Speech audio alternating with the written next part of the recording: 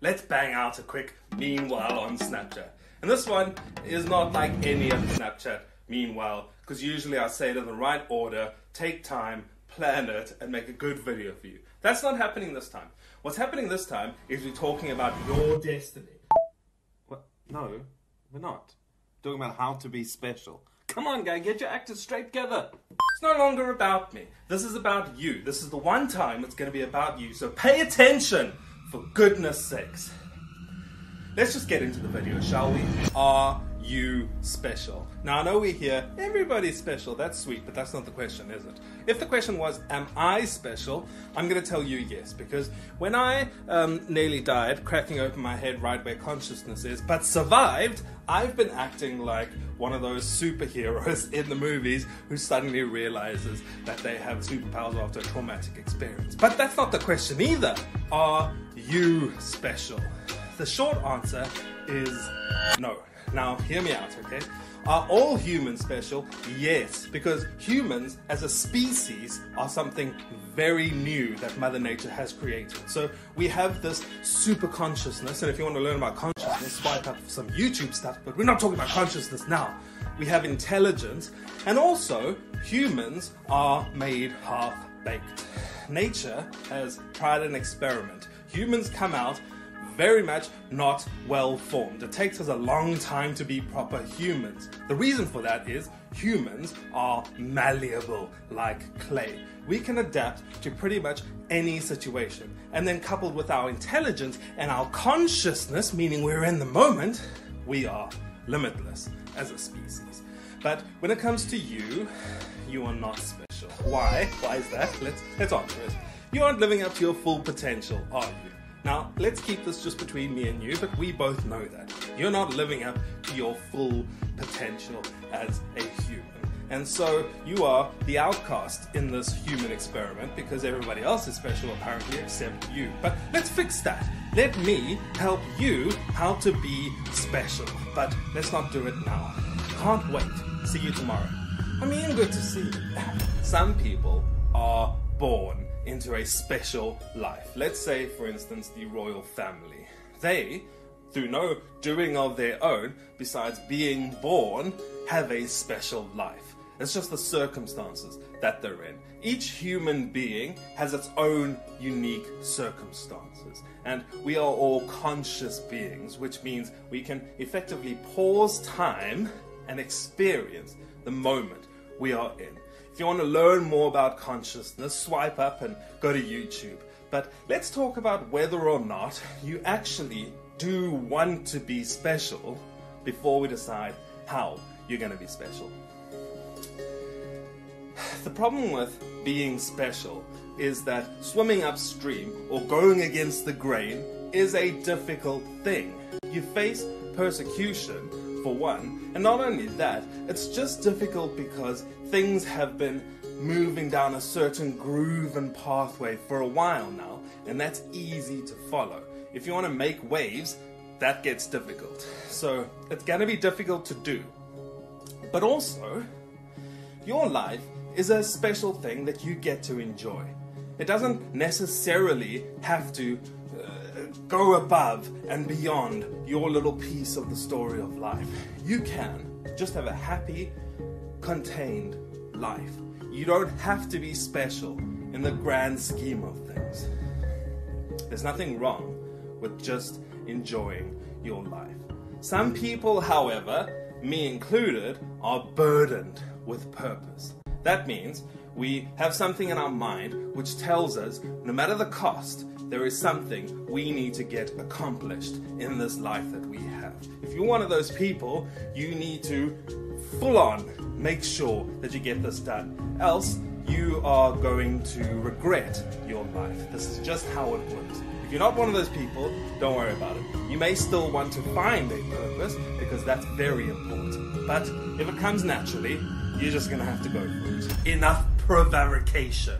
Don't worry, I don't know what that word means either. But let's get into the important things. How to be special. Special 101! Welcome to class. You're a student and I've got the natural teaching role.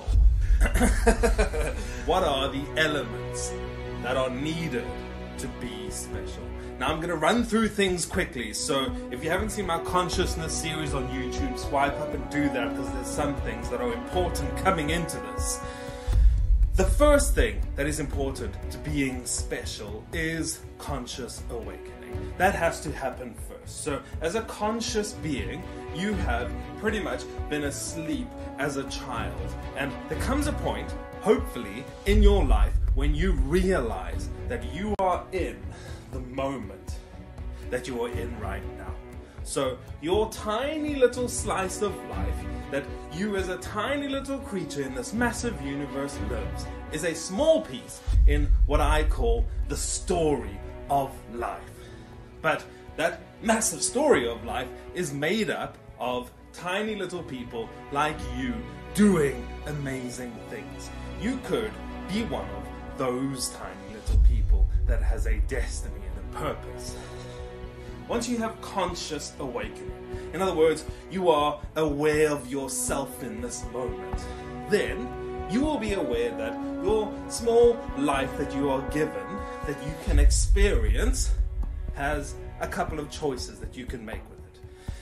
And your purpose just means, what do you want to do with the life that you have?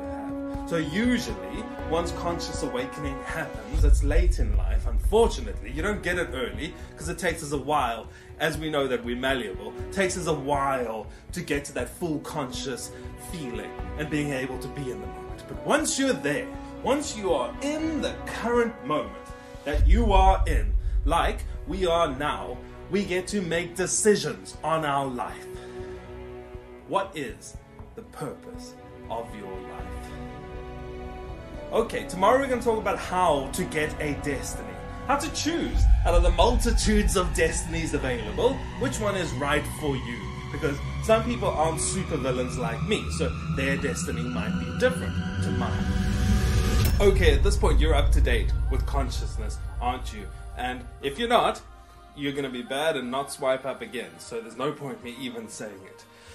You know, as a conscious being, the first thing that you have to do to get a purpose is be consciously awake.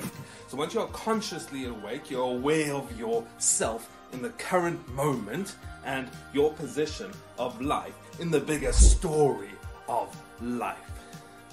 And that little piece of life that you have, you can coordinate the things you do over time in a certain true north. That is what people call a life purpose. That's what you want to get. So let's talk about how do you get one. What is something you love? What is something you're good at? Or what is something that you just have a natural burning passion for that you just can't turn off? If you answer any of those questions with one or more things, those are possibilities that you could choose for a life purpose. So you could look into the future and the biggest possible thing you can think of in one of those lines. For instance, if you pick up a guitar and you start playing it, you're like, how have I not learned how cool it is to play guitar? And you love it. You could make your life purpose something along the lines of music. Or you could maybe decide you want to travel. So you look for destinations and you start exploring and you figure out how you're going to do it and what type of blogs you're going to create and vlogs you're going to create, and you create this future prediction of what could become. That could be your life purpose, and that will be your true north that keeps guiding you. If you do not have any answers to those three questions, maybe you need to start small. Just experiment and try things. The best guess that we have of what things are going to be like before we've tried them is just that, a guess.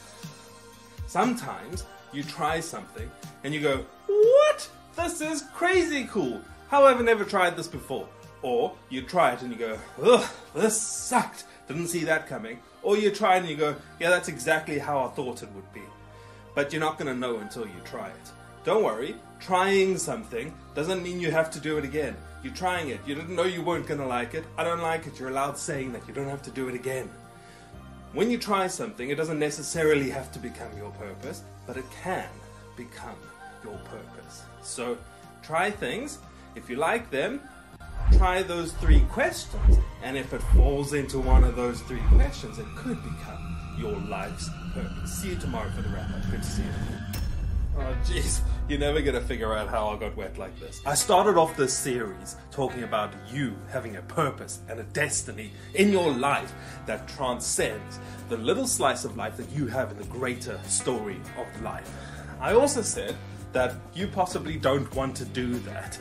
As I'm rounding third and finishing off this series, let's talk about whether you do want to have one of these purposes or destinies. The obvious thing is, you need to be able to make the decision yourself. So, having conscious awakening, understanding your life as a piece in the bigger story of life is good, no matter whether you want to have one of these true north things that points you in one direction, and little things along the life create a big lasting effect. You might not want to do that.